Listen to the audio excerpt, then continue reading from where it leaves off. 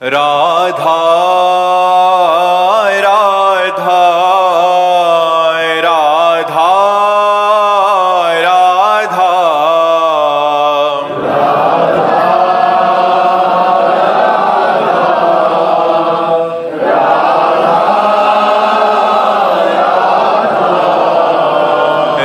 राधा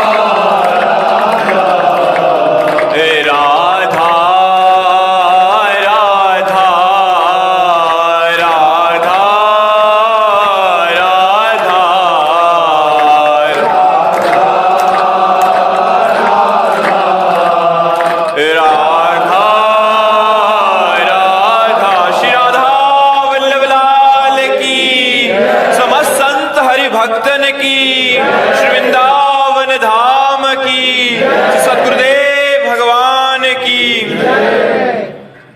स्मृति जी झांसी से। राधे राधे। राधे राधे महाराज जी। महाराज जी, जिंदगी में जब हार रहे हों तब क्या करना चाहिए?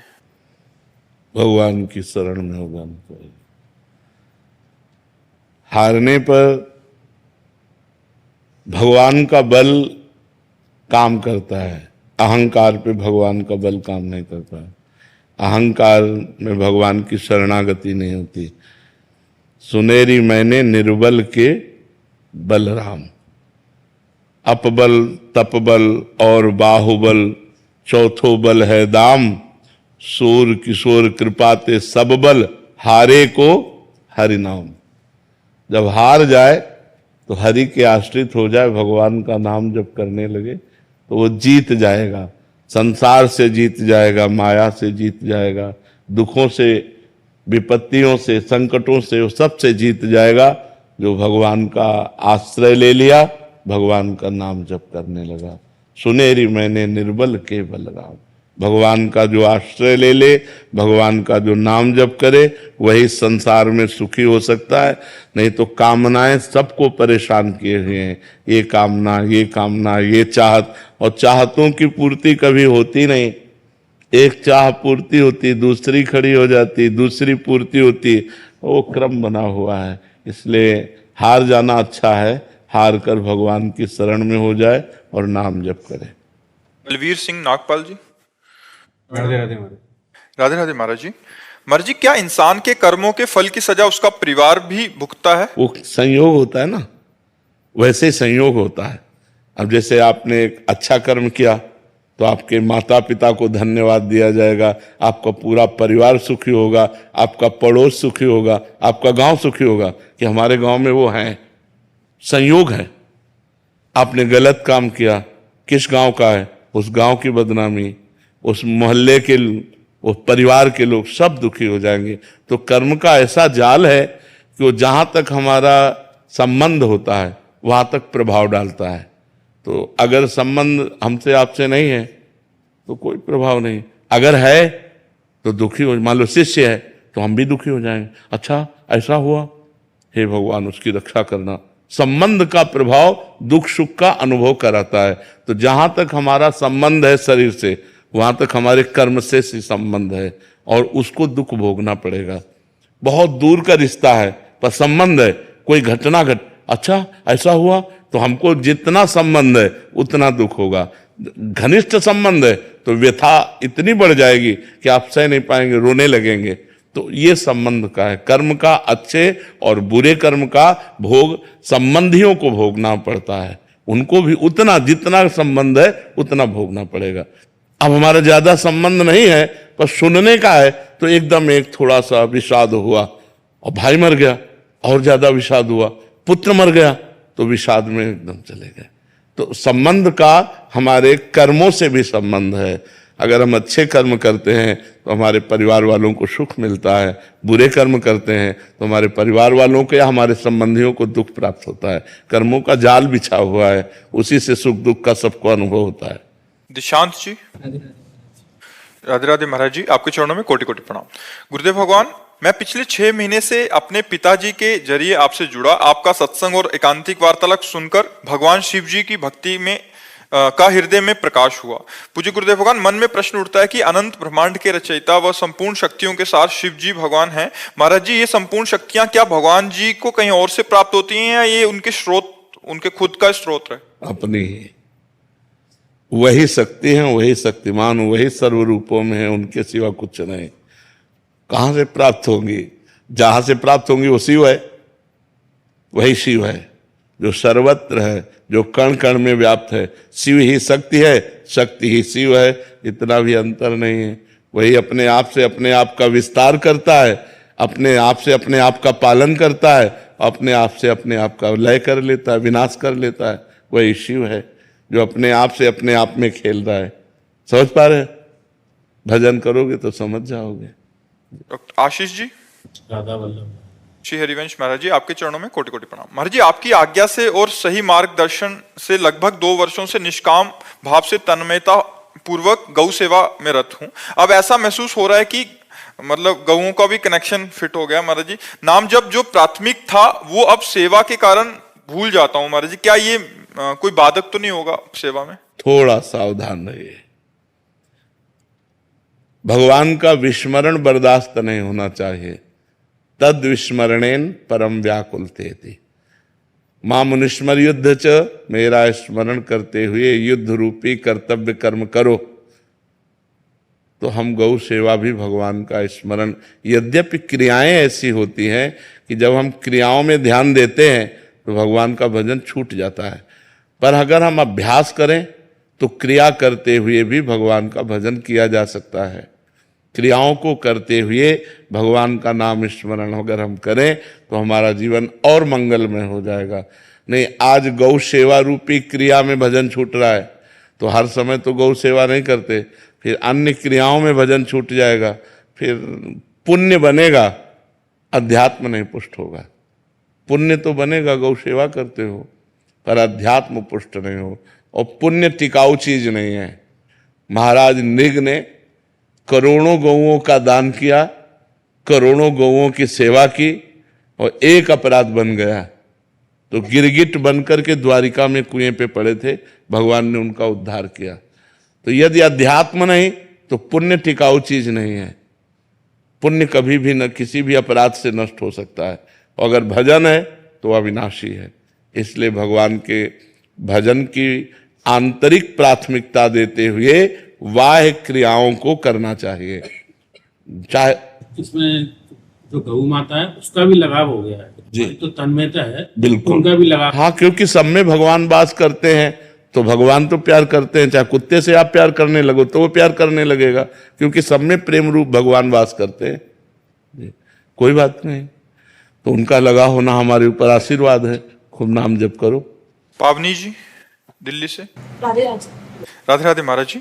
महाराज जी, मुझ में इतनी कमियां हैं कि मैं भगवान को सुख में भूल जाती हूँ। महाराज जी, इसके बाद भी क्या वो हमारे भगवान को सुख में भूल जाते हैं? मतलब इतना सुख मिलता है कि भगवान को भूल जाते हैं? जब सुख होगा तो भूल जाते हैं। हाँ, वैसे सबका स्वभाव है। सांसारिक जब अनुकूलता होती है तो भगवान का विस्मरण हो जाता है, लेकिन अगर हम सुख में भगवान का आनंद पूर्वक भजन करें तो हमारे अंदर क्षमता आ जाएगी कि दुख में भी भगवान का भजन कर पाएंगे। यदि हम सुख में भगवान को भूल गए, फिर दुख में तो भूल ही जाएंगे। दुख में हम कैसे याद कर पाएंगे? सुख में हमें सुमिरन करने का अभ्यास बनाना चाहिए, तो दुख में भी हम सुमिरन कर सकते हैं। सुख में तो अनुकूलता रहती है, आनंद में होकर तो और भजन होता है, लेकिन वो दिन याद करो जब विपत्ति आएगी, प्रतिकूलता आएगी, क्योंकि सदा समान दिन नहीं रहते। आज अनुकूलता है तो कल प्रतिकूलता आएगी, तब क्या करोगे? जब प्रतिकूलता आएगी तब तो भजन बिल्कुल नहीं बन पाएगा। इसलिए मुझे आज अभ्यास करना चाहिए, अभ्यास पूर्वक भजन। दुख में भी हमें भजन कराओ। जब दुख में भजन होता है तो दुख व्यापता नहीं है, विपत्ति व्यापती नहीं है। तो ये डिप्रेशन क्यों होता है? पाप कर्म के कारण, व्यर्थ चिंतन के कारण, जो ओवर थिंकिंग है, निगेटिव चिंतन के कारण। जब नकारात्मक सोच बढ़ जाती है, ओवर थिंकिंग बढ़ जाती है, तो आदमी फिर डिप्रेशन में पहुंच जाता है। डिप्रेशन में पहुंचने पर चिंता, शोक, भय, मृत्यु ये सब छा जाता है और वो जीवन बिल्कुल नरक जीवन हो जाता है। इसलिए हमें लगता है हम पाप कर्म ना करें, अच्छे कर्म करें और भगवान का स्मरण करने का अभ्यास करें। सुख में तो बड़ी सुविधा होती है भगवान के स्मरण की, दुख में थोड़ा दुविधा हो जाती है।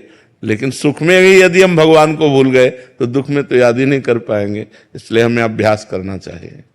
विनीत कुमार वर्मा जी हरदोई से।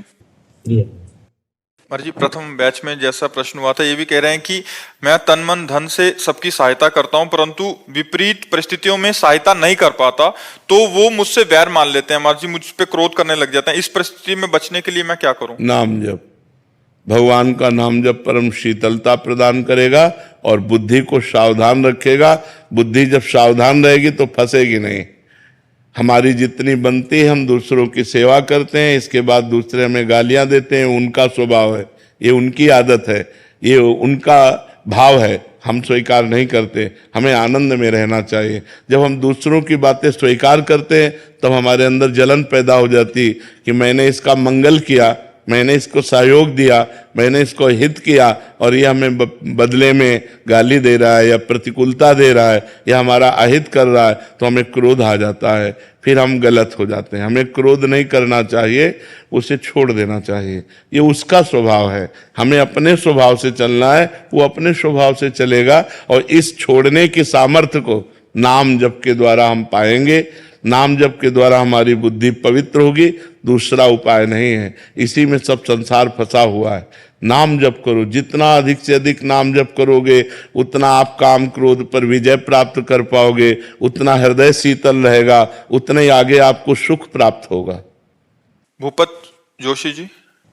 राधे राधे महाराज जी। महाराज जी मैं 32 सालों से नाम जप करता हूं, लेकिन मन अभी भी स्थिर बहुत भटकता है, एकाग्रता नहीं बन पाती। महाराज जी ऐसे में समाधान बताइए। 32 साल तो बहुत होते हैं, का मतलब है कनेक्शन सही नहीं है। बल्ब सही है, तार सही है, बोर्ड में बिजली भी आ रही है, आपने कनेक्शन भी किया हुआ है, लेकिन ऑन ऑफ करने पर यदि वो जल नहीं रहा, बुझ नहीं रहा, तो इसका मतलब थोड़ा और कनेक्शन, उसको और थोड़ा नजदीक ले जाओ, छू जाए, जहां छू जाए तो ऑन करते ही जल जाएगा। 32 साल से भजन कर रहे हैं, निरंतर तो नहीं कर रहे हैं, क्योंकि अपने लोगों का जीवन ही भजन है। निरंतर नहीं कर रहे और एकाग्रता पूर्वक नहीं कर रहे और भगवत प्राप्ति का लक्ष्य नहीं बना है। 3 बातें हैं, ढूंढ लो। भगवत प्राप्ति का लक्ष्य नहीं। 32 वर्ष बहुत होते हैं। 32 वर्ष किसे कहते हैं? 32 वर्ष साधना, हाहाकार मच जाए प्राणों में। तो भगवत प्राप्ति का लक्ष्य नहीं है, एकाग्रता नहीं है और निरंतरता नहीं। ये 3 शब्द देख लीजिए, इन्हीं तीनों को जीवन में ले आओ तो 1 वर्ष में हृदय में परिवर्तन हो जाए। 1 वर्ष में लक्ष्य बनाओ भगवत प्राप्ति और निरंतर सातु दीर्घ काल निरंतर सत्कार सेवितो दृढ़ भूमि। पातंजलि योग वो कह रहे हैं यदि दीर्घ काल तक निरंतर नाम जप किया जाए आदर के सहित तो दृढ़ भूमि अर्थात भगवत भाव प्रकट हो जाएगा। निरंतर नाम जप जब चलने लगेगा, श्वास श्वास में नाम जप, रोम रोम में उसकी स्फूर्ति का अनुभव होने लगेगा। हम थोड़ा एकाग्रता करें, लक्ष्य भगवत प्राप्ति बनाएं और निरंतर जपने का अभ्यास करें, उठते बैठते चलते फिरते, तो नाम का स्वाद मिल जाए। जब स्वाद मिल जाएगा ना, अभी क्या है, नाम श्वास दो बिलग चलत हैं, इनको भेद न मोह को भावे, श्वास नाम नाम ही श्वासा, नाम श्वास को भेद मिटावे, रोम रोम जब रग रग बोले, तब कछ स्वाद नाम को पावे। प्रत्येक श्वास में कई कई नाम जप करें हम, और गाढ़, वैसे हमने अगर कभी आप एकांतिक में सुना हो, एक पद्धति बताई है कि जैसे हम राधा जप रहे हैं तो राधा, अपने दिमाग में राधा लिख रहे हैं, राधा सुन रहे हैं, राधा जप रहे हैं, इससे मन भागने के चांस नहीं बनेंगे। मन को एकाग्र होना ही पड़ेगा, और एकाग्रता पूर्वक किया हुआ जप बहुत जल्दी हृदय का परिवर्तन कर देता है। तो पहला भगवत प्राप्ति का लक्ष्य, दूसरा एकाग्रता समेटो, और तीसरा निरंतर जपने का अभ्यास करो तो लाभ प्राप्त हो जाए। 32 वर्ष तो बहुत होते हैं, और बहुत वो व्यर्थ जाएंगे नहीं। जो जपा है वो आपको सहयोग करेंगे, पर कहीं ना कहीं हमारी ढिलाई रही है, हमारे कनेक्शन में कमी रही नहीं। 32 वर्ष में तो भगवत साक्षात्कार हो जाना चाहिए। अभ्यास कीजिए, क्योंकि कुछ न कुछ अभ्यास तो है ही, उसको और घसीटिए, और एकाग्रता पूर्वक उठते बैठते चलते फिरते खाते पीते हर समय नाम जपने का अभ्यास कीजिए। रितेश द्विवेदी जी कानपुर से। राधे राधे श्री हरिवंश। महाराज जी राधे राधे। महाराज जी, विरह, प्रेम और विकलता तीनों में क्या अंतर है? क्या विरह और प्रेम दोनों अलग अलग हैं या दोनों एक ही हैं? कितना नाम जप करते हैं? महाराज जी श्री की कृपा से जितना हो पाता है। वैसे निरंतर का अभ्यास करो। पहले नाम के द्वारा पाप का क्षय हो, हृदय में शरीर संसार से वैराग्य हो, तब तो अनुराग की तरफ। ये विरह विकलता एक ही शब्द है। विरह विकलता प्रेम उसी के हृदय में प्रकट होता है जिसके हृदय में अन्य आश्रय, अन्य आसक्ति, अन्य आशा, इनका नाश हो जाता है। एक भरोसो, एक बल, एक आस विश्वास, एक राम घनश्याम हित, चातक तुलसीदास। जैसे चातक जो है ना, स्वाति के बूंद से प्रेम करता है, मेघ से बरसे हुए। वो मर चाहे जाए, दूसरा जल स्वीकार नहीं कर सकता, प्यासा मर सकता है। एक बार एक चातक उड़ता हुआ गंगा जी से जा रहा था, तो एक बधिक ने बाण मार दिया। वो गंगा जी में गिरा तो पर ऐसे। तो कवि गोस्वामी तुलसीदास जी ने लिखा है, तो पूछा कि पुण्य जल में जहां मरते समय एक बूंद गंगा जल चला जाए तो जीव पवित्र हो जाता है, चातक तूने चोंच ऊपर क्यों कर ली? तो उसने कहा, मैं सिर्फ स्वाति के बूंद को पीता हूं, मर जाऊंगा तब चाहे गंगा जल हमारे मुंह में जाए, क्योंकि मैं सीधे आकाश से गिरे हुए स्वाति के बूंद को पीता हूं।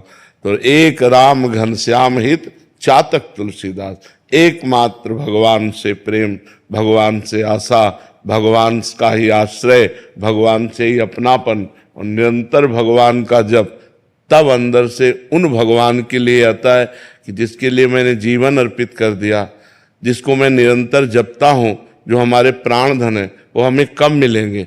तब विकलता शुरू होती है, अंदर व्याकुलता होती है, और वही व्याकुलता ऐसा विरह रूप धारण कर लेती है कि जिया न जाए। दरस बिन दुखन लागे नैन, जब से तुम बिछुरे प्यारे, कबहु न पायो चैन, दरस बिन दुखन लागे ही भगवान से मिलन का संयोग बनाती है।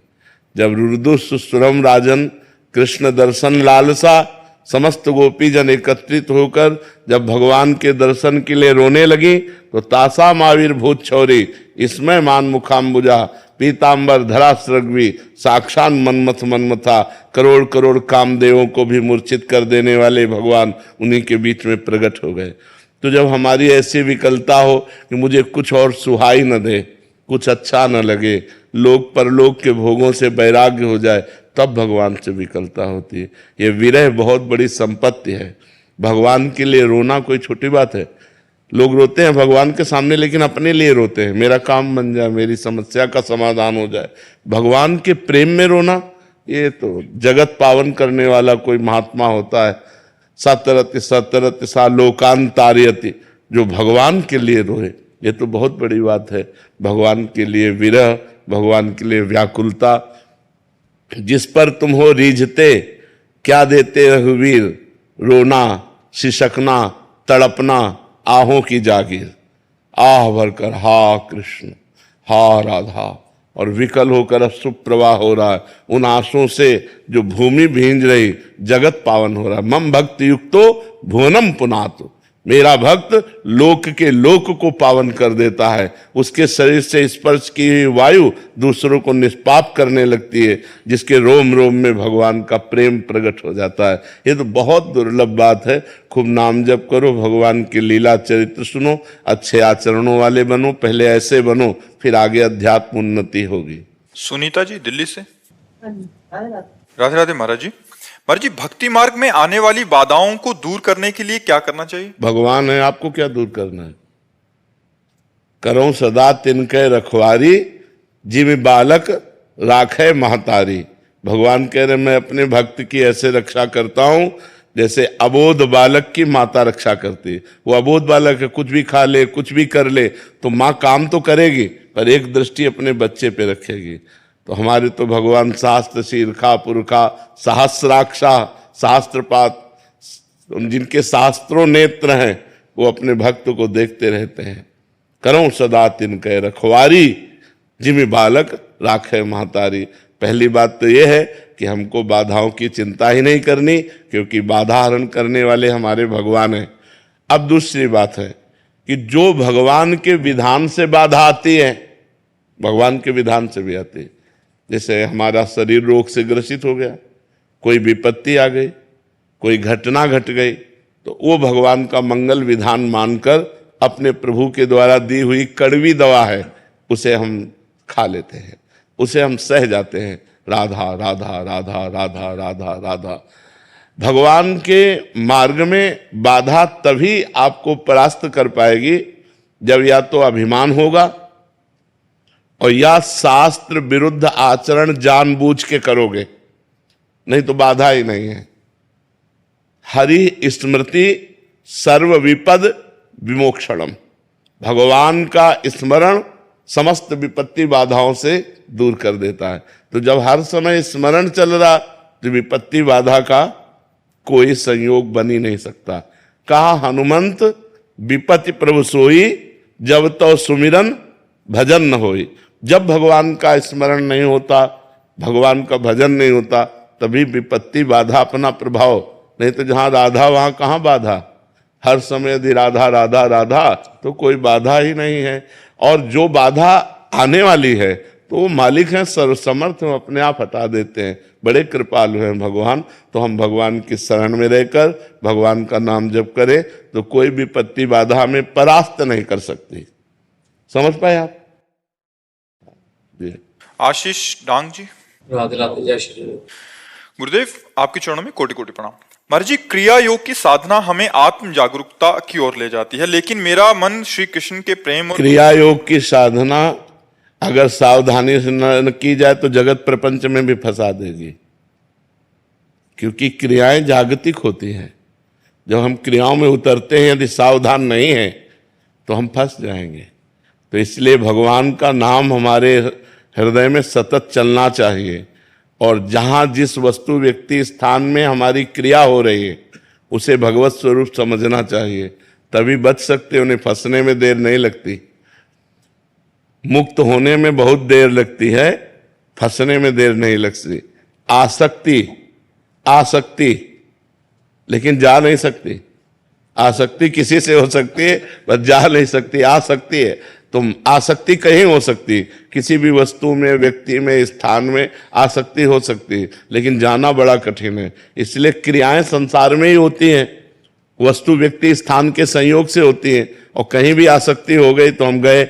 इसलिए हमें चाहिए क्रिया को करते समय बहुत भगवान का स्मरण करें, और जो भी क्रिया करें वो भगवान को समर्पित करें, तो हमारा अध्यात्म योग पुष्ट होता जाएगा। क्या कहना चाहते हो? लेकिन मेरा मन श्री कृष्ण के प्रेम और भक्ति में डूबना चाहता है। क्या इन दोनों मार्गों का संगम संभव है? बिल्कुल बिल्कुल बिल्कुल, क्योंकि वही क्रियाएं हम जब भगवान को समर्पित करते हैं तो वही भक्ति बन जाती है, और वही भक्ति जब गाढ़ रूप लेती है तो भगवान का प्रेम बन जाती है।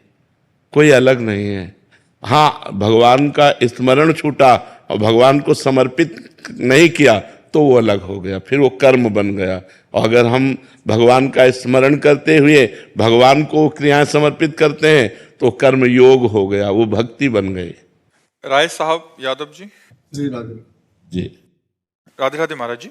महाराज जी, मैं 65 वर्ष की आयु प्राप्त एक नया साधक हूं। मैं आपके सानिध्य, मार्गदर्शन एवं कृपा दृष्टि से भगवत प्राप्ति की दिशा में गंभीरता से आगे बढ़ना चाहता हूं। महाराज जी, भगवत प्राप्ति का लक्ष्य भगवान के प्रति प्रेम, भक्ति तथा पूर्ण समर्पण का भाव तथा एक सच्चे गुरु के सानिध्य, मार्गदर्शन एवं कृपा की प्राप्ति से प्राप्त किया जाता है। महाराज जी, मेरा प्रश्न है कि इस लक्ष्य प्राप्ति में परोपकार का गुण, जिसमें असहाय व्यक्ति, पशु पक्षी, जीव जंतु की यथासंभव सेवा शामिल है, कितना सहायक या लाभदायक है? पूरा सहायक, पूरा माता पिता से मिला है, पूरा सहायक है। चराचर जगत भगवान का स्वरूप है, ये हम मानकर किसी भी पशु पक्षी की सेवा करेंगे तो हमें वो सीधे भगवत प्राप्ति का मार्ग पुष्ट कर देगा। देखो, नामदेव जी ने जब कुत्ता रोटी लेके भगा तो घी का कटोरा पीछे लेके चले कि प्रभु सूखी मत खाओ, थोड़ा घी लगवा लो। उन्होंने कुत्ते में भगवत भावना की तो वहीं से विट्ठल भगवान प्रकट हो गए और दर्शन दिए। तो कोई ऐसा जीव नहीं है जड़ चैतन्य में जहां हमारा भगवान न विराजमान हो। देखो, खंभे से भगवान प्रकट हो गए, नहीं प्रकट हो गए, नरसिंह रूप धारण कर लिया।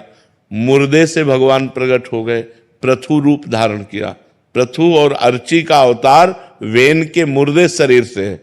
मुर्दे में भगवान, खंभे में भगवान, पशु पक्षी में भगवान। यदि हम भगवान की भावना से सी राम में सब जग जानी, करो प्रणाम जोरी जुग पानी, भगवान की भावना से किसी की सेवा करें, वो सेवा हमें भगवत प्राप्ति का मार्ग पुष्ट करेगी। अगर हम भगवत भाव रहित सेवा करें तो वो पुण्य बनेगा, वो भगवत प्राप्ति के हेतु नहीं बनेगा। और पुण्य का फल सांसारिक सुख होता है, और भगवत प्राप्ति के मार्ग में पुष्ट होने पर भगवान की प्राप्ति होती है। तो अवश्य किसी भी पशु पक्षी मनुष्य किसी की सेवा का अवसर मिले, किसी को देखे कि इसको हमारे सहयोग की जरूरत है, इसको हमारे द्वारा धन के सहयोग की जरूरत है, औषधि आदि दिलवाना, भोजन आदि, वस्त्र आदि, तो हमको कष्ट सहकर भी वो सहयोग कर देना चाहिए। हम अपने सुख का त्याग कर दें कि आज 100 रुपया की सब्जी लेने जा रहे थे, पूरा परिवार भर पेट पाता, पर इसे 100 रुपया की दवा की जरूरत है, आज हम नमक रोटी खा लेंगे और इसको दवा कर, तो वो भगवत प्राप्ति की भावना को पुष्ट करेगा। अगर हम किसी भी जीव की सेवा करें, परहित सरिस धर्म नहीं भाई, दूसरे की सेवा के समान बड़ा धर्म नहीं है, ये सबसे बड़ा धर्म है। महाराज जी, यहाँ तक तो ठीक है। महाराज जी, इसके बाद हमें आकांक्षा हो जाती है, बहुत सारे ऐसे प्रश्न आते हैं कि हमने उनकी सेवा की, बाद में उन्होंने हमें मतलब वो बस सम्मान यही दिया। यही यही संसारिकता है कि हम जैसे आपको प्यास लगी, पानी पिलाया तो हमारे मन में आता है कभी आप भी पिला देंगे, ये संसारिकता है। अगर ये लौट कर कुछ उससे प्राप्त करने की आकांक्षा है तो भगवत मार्ग पुष्ट नहीं होगा, वो फिर संसारिकता ही पुष्ट होगी कि हमने आपका उपकार किया, आपको सहयोग दिया तो आप हमें धन्यवाद दीजिए, ये नहीं। हमने आपका मंगल किया जितना भगवान करा, अब आप हमें गाली दो तो भी कोई फर्क नहीं, हम अपने मार्ग में चलेंगे। लौटकर उससे कुछ प्राप्त करने की कामना ना हो, आगे कुछ प्राप्त करने की कामना ना हो, तब आपका परोपकार बनेगा, वो परोपकार भगवान के मार्ग में पुष्ट करेगा। महाराज जी, यहाँ तक भी ठीक है कि ठीक है आपने धन्यवाद भी नहीं दिया, बट उल्टा बोलने लग गए। हाँ, तो अभी कहा नहीं कि आप गाली दीजिए, आपकी मन की बात है।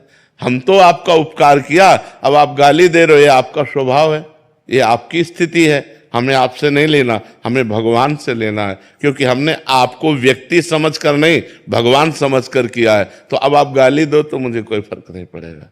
गुरुजी, एक प्रश्न पूछ सकती हूँ? शहीद चिड़िया के रूप में घर में आते हैं क्या? एक महाराज जी, आपका बेटा था, आपने प्रश्न लिखा था कि आपका बेटा था, वो वीर गति को प्राप्त हो गया और आप इतना प्रेम करते थे उसको कि मतलब अभी लगता है कि मैं भी उसके पास चले जाऊं, और उसका नाम अभिमन्यु था। और कहते हैं, कह रहे अभी एक चिड़िया आती है, वो मेरे से बात करती है, तो इनको लगता है कि वही बात कर रहा है। अच्छा है, अच्छा है। भी आई थी मेरे से मिलने, यहाँ पर भी आई थी। हाँ, अच्छा है। आप ऐसा ही भाव रखो कि भगवान जो है हमारे पुत्र के रूप में आए थे और वो पशु पक्षियों के रूप में भी हमसे मिलते रहते हैं, ऐसी भावना करो। और धन्य है वो माता जिसका पुत्र राष्ट्र के लिए वीर गति को प्राप्त हुआ। आप कोई साधारण माता नहीं, वीर पुत्र की माता हैं। आप धन्यवाद की पात्र हैं। खूब नाम जप करो और अपने गर्व में रहो कि हमारे राष्ट्र सेवा में हमारा पुत्र गया, कोई साधारण नहीं। हमारे शास्त्रों में है कि धन्य है वो माता जिसका पुत्र भगवान का भक्त हो या राष्ट्र भक्त हो। जो राष्ट्र सेवा में गोली खाकर प्राण त्याग दिए वो धन्य है, या जो भगवान का भजन करते हुए धन्य है, धर्म पूर्वक चले। और तो सब अपने जीने में लगे हुए हैं। आप चिंता न करें, आप बहुत बड़ा पुण्य लेकर आई हैं जो आपका ऐसा पुत्र था। जी, उसका नाम अभिमन्यु रखा था, इसलिए जल्दी चली गया। ऐसा तो नहीं नहीं नहीं, कितने अभिमन्यु है, ऐसा नहीं, ऐसा नहीं, ऐसा नहीं कि अभिमन्यु नाम रख दिया तो हाँ, ऐसा नहीं नहीं। आर किशन जी बेंगलोर से, राधे राधे महाराज जी। महाराज जी आपके चरणों में कोटि कोटि वंदन। महाराज जी, मानव धर्म, राष्ट्र धर्म, परिवार धर्म, संन्यास धर्म, महाराज जी किस धर्म से जीवन पथ पर मुझे अभी चलना होगा महाराज जी? सर्वधर्मान परित्यज्य मामेकम शरणं व्रज, अहम त्वाम सर्व पापेभ्यो मोक्षयिष्यामि मा शुचा। अब अवस्था रह गई केवल एक धर्म में चलने की, वो है भागवत धर्म। जिसको आपने स्मरण नहीं किया, जिसको आप बोले नहीं, भागवत धर्म से चलो और इससे सबकी पूर्ति हो जाएगी। जैसे मूल जड़ में हम पानी चढ़ा दें तो डाल पत्ता शाखा सब में पूर्ति हो जाती है, ऐसे एकमात्र भगवान की आराधना करने से चराचर जगत की आराधना हो जाती है।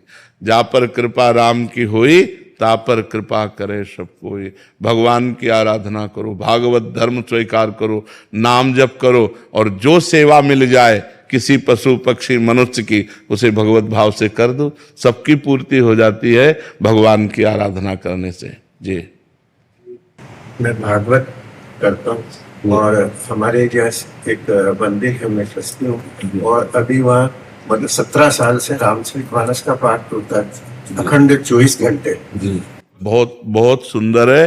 पर निरंतर आपके अंदर क्या चल रहा है? निरंतर भगवान का स्मरण चलता है। हाँ, यही सबसे बड़ा धर्म है। इससे बढ़कर कोई धर्म नहीं। यदि भगवत स्मृति जागृत हो गई तो यस्य स्मरण मात्रेण जन्म संसार बंधनात् विमुच्यते नमस्तस्मै विष्णवे प्रभु विष्णवे। जिनका स्मरण मात्र आवागमन के चक्र का नाश कर देता है। हरि स्मृति सर्व विपद विमोक्षणम। भगवान का स्मरण चल रहा तो सब ठीक है। और कहे हनुमंत विपत्ति प्रभु सोई, जब तो सुमिरन भजन न होई। अगर अंदर का सिस्टम भजन नहीं कर रहा और बाहर ये सब हो रहा है तो ये बाह्य धर्म है। आंतरिक धर्म में क्या होगा? जैसे सांप अंदर बिल के बैठा है, ऊपर आप सैकड़ों लाठियां मार रहे हो, क्या सांप को कुछ पिटाई हो रही? क्या सांप को कोई फर्क नहीं पड़ रहा? ऐसे ही अज्ञान रूपी सांप जो हमें जन्म जन्म से वासना रूपी विष में फंसाए हुए है, बाहर से सब धर्म कर्म करने पर उस पर प्रभाव नहीं पड़ता। वैसे ही जैसे बिल में बैठे हुए सांप के ऊपर बिल में लाठी चलाओ तो सांप में कोई फर्क नहीं पड़ता। ऐसे ही हमारे हृदय में बैठा हुआ अज्ञान वो तभी मरेगा जब हृदय से हम नाम जप शुरू करें, जब अंदर शुरू करें। हम अपने अंदर राम राम राम, हरि हरि हरि, कृष्ण कृष्ण निरंतर निरंतर भगवान का नाम सुमिरन करें। सब साधन कर या फल सुंदर, प्रभु पद पंकज प्रीति निरंतर। अंतर रहित भगवान का स्मरण ही भागवत धर्म है। जो निरंतर भागवत धर्म में स्थित रहता है वो सब धर्मों की पूर्ति कर लेता है। महाराज जी आपने बोला अंदर का भजन। महाराज जी अभी हम देखते हैं कि 3 प्रकार की कैटेगरी है। एक है जो बिल्कुल भजन नहीं कर रहे, संसारिक हैं। एक है जो एकदम भजन में कर रहे हैं, जो अंदर का जो आपने बताया। और एक बीच वाले हैं महाराज जी, जैसे थोड़ा बहुत पुण्य कर लिया, थोड़ा बहुत दान कर लिया, भागवत जी करा दी, रामायण, तो हमें लगता है कि हमने बहुत कर लिया और इससे हमारा तो महाराज जी इस कैटेगरी वाले बहुत ज्यादा हैं। हाँ, मतलब जो भजन बीच मार्ग पे वाले, चल रहे हैं, हाँ। तो महाराज जी यहाँ आना ही पड़ेगा, तब आना जाके पड़ेगा, शांति मिलेगी। हाँ बिल्कुल, निरंतरता में आना पड़ेगा।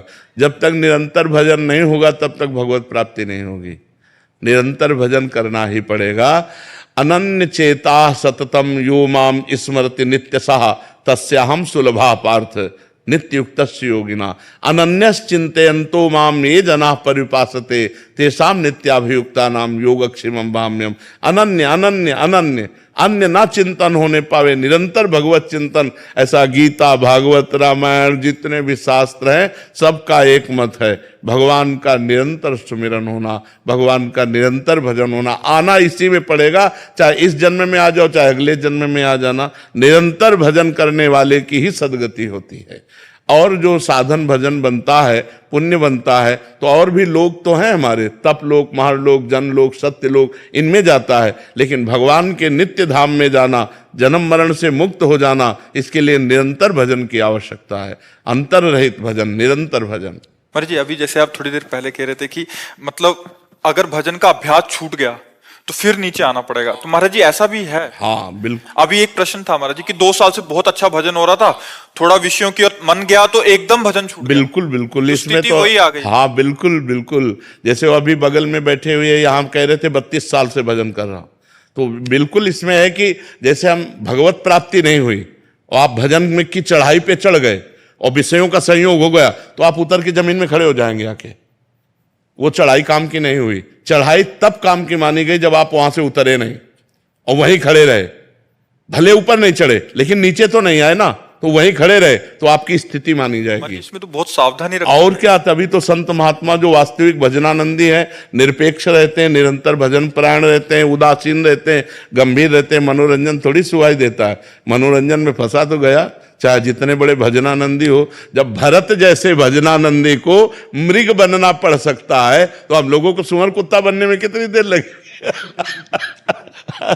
भरत चरित्र पढ़ाएला, भगवान ऋषभ देव जी के पुत्र इतने बड़े भजनानंदी की राज्य पाठ छोड़कर गंडकी नदी के किनारे भजन कर रहे हैं, और इतना भजन भागवत में पढ़ के देखो उनकी स्थिति। और हिरण का मोह जागृत हुआ तो उतर के इतना खड़े हो गए कि एक बार भी रामकृष्ण हरि नहीं, उसी हिरण का चिंतन। और अंततो गत्वा उनको हिरण के चिंतन में ही प्राण त्यागना पड़ा और अगला जन्म हिरण बने। महाराज जी ये तो वैसा ही हुआ कि जब तक पूरे रोग की निवृत्ति नहीं हो जाती, हाँ, अगर बीच में- कुपथ्य हो गया तो उससे बढ़कर रोग हो सकता है।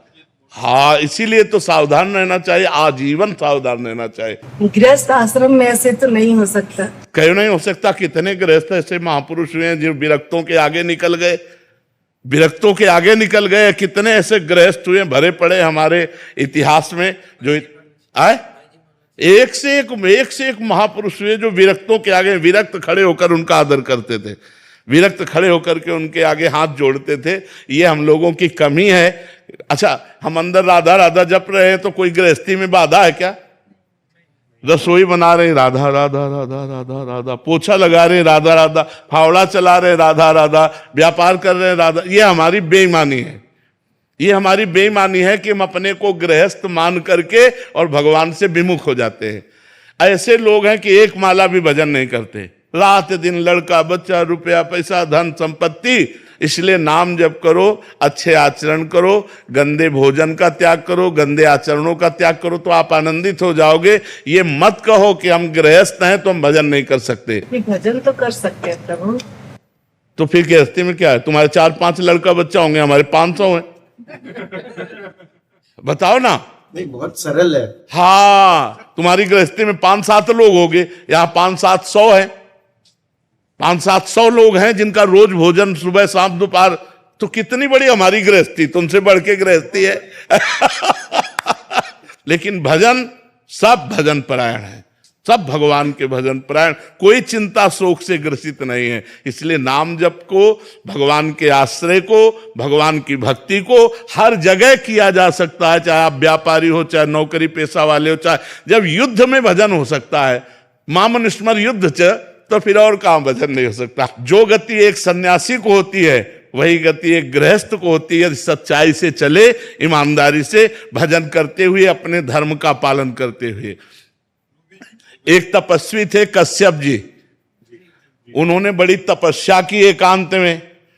तो एक दिन वो ऐसे बैठे हुए थे तो एक बगुली वृक्ष को, ये महाभारत की कथा है, ग्रंथ की लिखित भगवान व्यास देव जी के द्वारा ग्रंथ है, ऊपर वो बगुली ऐसे हग दी तो वो ऐसे देखे वो भस्म होके गिर गई, आग लग गई बगुली में, क्योंकि वो क्रोध से देखे ना, उनको लगा हम बहुत सिद्ध हो गए। अब वो एक घर में गए, गृहस्थी के घर में, और भिक्षाम दे, तो नौबधू निकली, उसने कहा महाराज कुछ मिनट ठहरिए, मैं अभी भोग प्रसाद कुछ आपको लाती हूं।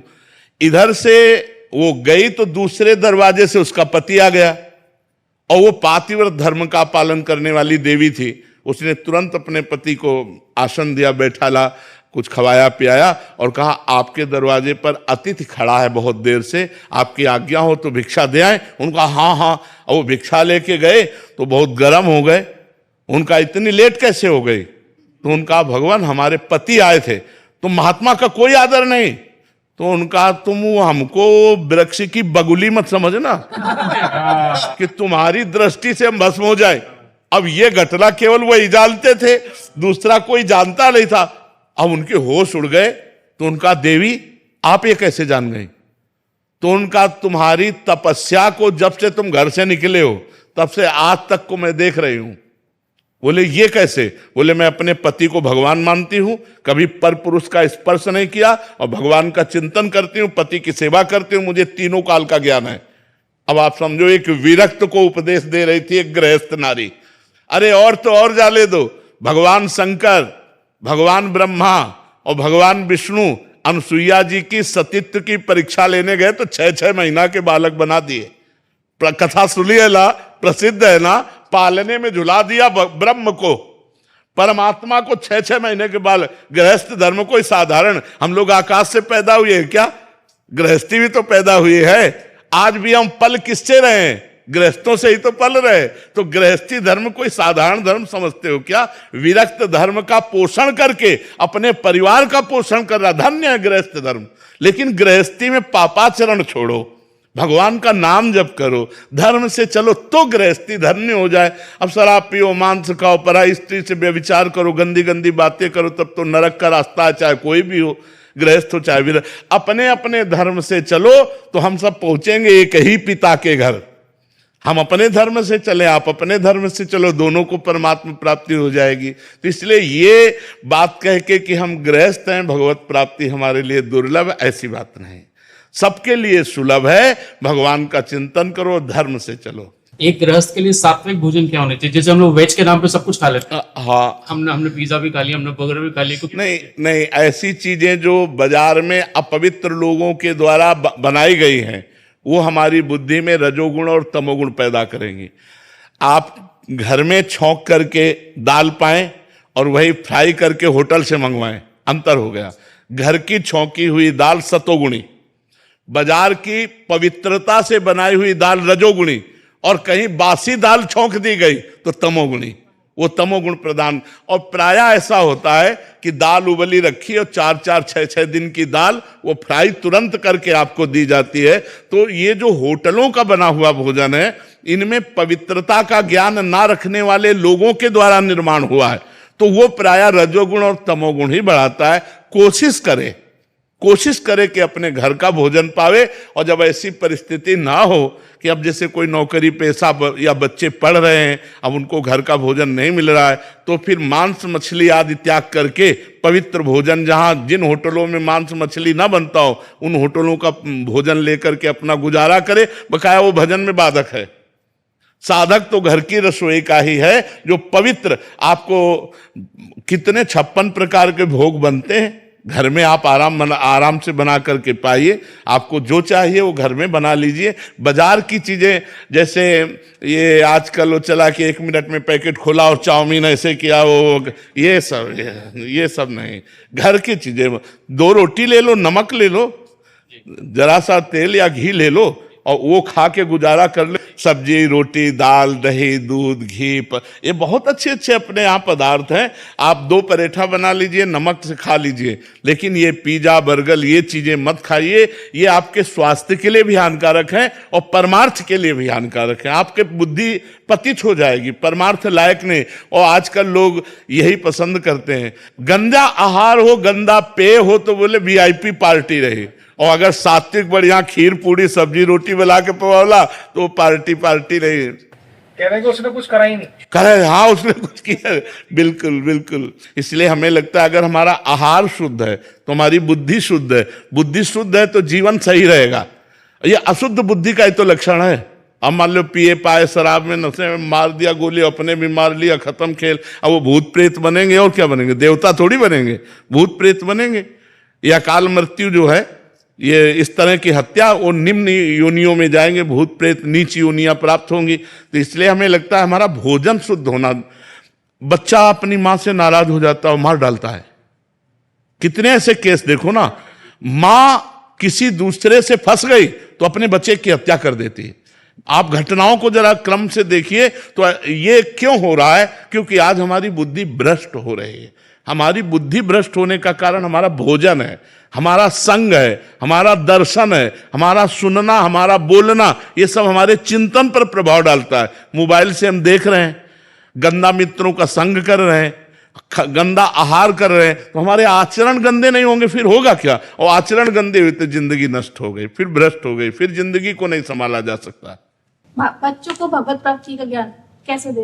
एक माला ही बैठाल कर करवाओ, काउंटर से बैठाल करके कि तुम 108 बार राधा राधा बोलो, तुमको अभी हलवा बना के पवाएंगे, तुमको ये पवाएंगे। उन बच्चों को प्रलोभन देना, तुम्हें अमुक वस्तु दे देंगे, तुम्हें शाबाश, एक माला करो राधा राधा राधा, और हमें दिखाओ 108 बार किया कि नहीं किया। ऐसे धीरे धीरे उनको, अच्छा अब तुम 200 बार करो, तुम 300 बार नाम जप करो, ऐसे धीरे धीरे लगाओगे तो बच्चापन से संस्कार बन गए ना नाम जप के, तो अच्छे सदगृहस्थ बन जाएंगे। उनको शिक्षा दे कि गलत आचरण ना करे। आजकल बच्चों का माहौल भी बहुत गंदा हो रहा है, तो अपने बच्चों को बचाए, उनसे प्यार से पूछे, कोई ऐसी गंदी बात, कोई ऐसी गंदी हरकत, कोई ऐसा गंदा संग, कोई ऐसी गंदी क्रिया, तो उनको प्यार दुलार, कि अगर गलत किया तो उनको भय भी होना चाहिए। प्यार और भय के द्वारा हम अपने बच्चों की जिंदगी को बचाएं। नहीं, आज का वातावरण जो मोबाइल और कुसंग का है वो सीधे नष्ट करने वाला है, सीधे भ्रष्ट करने वाला है। वीना रेखी जी दिल्ली से। राधे राधे महाराज जी। महाराज जी, मेरी उम्र 70 वर्ष हो गई है। राधा रानी की कृपा से अब हमें गुरु जी की शरणागति मिली है। महाराज जी, मेरा प्रश्न है कि क्या अब तक किया हुआ नाम जप सार्थक माना जाएगा, या गुरु दीक्षा मिलने के बाद नाम जप सार्थक होता है? महाराज नहीं, कोई भी नाम व्यर्थ नहीं जाता। नाम अविनाशी है और अविनाशी फल दे के ही रहता है। इसलिए चाहे गुरु के मुख से लेने के बाद जपना शुरू करो या पहले ही जपना शुरू करो, नाम कभी व्यर्थ नहीं होता। नाम की कृपा से गुरुदेव मिले, गुरुदेव की कृपा से पुनः नाम मिला, और नाम की कृपा से भगवान मिलेंगे। नाम व्यर्थ नहीं जाता, नाम अविनाशी फल दे के ही रहता है जी। महाराज जी, नाम गुरुदेव से मिला था? जैसे नाम हम जप कर रहे हैं तो नाम हमें गुरु से मिलाएगा, और गुरु फिर वही नाम दे या जो भी नाम दे वो नाम भगवान से मिलाएगा। हाँ, बिना गुरु के चाहे शिव बिरंच सम होई, गुरु बिनु भव निधि तरह न कोई, ये गोस्वामी जी ने सिद्धांत लिख दिया। तो गुरु मुख से मिला हुआ नाम ही भगवत प्राप्ति कराता है, और ऐसे जो हम नाम जप करते हैं वो हमें गुरुदेव भगवान तक पहुंचाता है। गुरुदेव भगवान हमें प्रभु तक पहुंचाने का नाम देते, मंत्र देते। महाराज जी, जैसे किसी संत भगवान से प्रेरित होकर नाम जप करना हो गया गुरु मंत्र, हो गया गुरु मंत्र, हो गया। जैसे हम कह रहे राधा राधा जपो, आपने पकड़ लिया राधा राधा राधा, हो गया गुरु मंत्र, इसी से भगवत प्राप्ति हो जाएगी। महाराज जी, इसके बाद एक विकलता उठती है कि गुरु द्वारा जो प्रदत्त दीक्षा हाँ मंत्र, अब उससे क्या होगा कि फिर वो उपासना में प्रवेश करेगा, ये उसके नेक्स्ट स्टेप। हाँ हाँ हाँ, अगर वो नहीं लेता है तो इतने से ही कल्याण हो जाएगा उसका। आवागमन मुक्त करने के लिए इतना ही काफी है, लेकिन अब लीला में प्रवेश करने के लिए, रसास्वादन करने के लिए फिर वो शरणागत मंत्र, निज मंत्र, ये सब आता है। महाराज जी, इसके हृदय में अपने आप आने लग जाएगा, मतलब अगर सही से वो, हाँ तो वो व्याकुल हो जाएगा कि मुझे शरणागत मंत्र चाहिए, वो उसके अंदर व्याकुलता होने लगेगी। नहीं ठीक है, राधा नाम तो है पर मुझे शरणागत चाहिए, वो अंदर आने लगेगा।